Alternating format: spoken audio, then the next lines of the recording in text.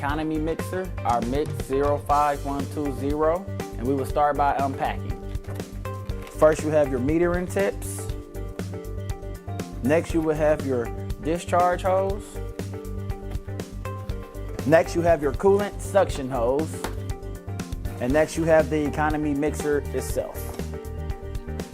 Key operations of the economy mixer: your water inlet side, your venturi side, and your suction.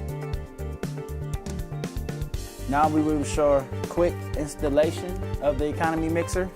You want to take your coolant suction hose through the bottom. You want to pull it up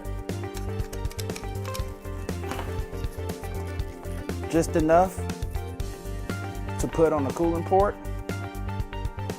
And you can pull your coolant hose down as needed. Next, you want to take your discharge hose and you want to put that on the venturi port side, like that. Next, I will show installing it in the 55-gallon drum. You want to take your coolant suction hose and you want to stick that down in the actual drum.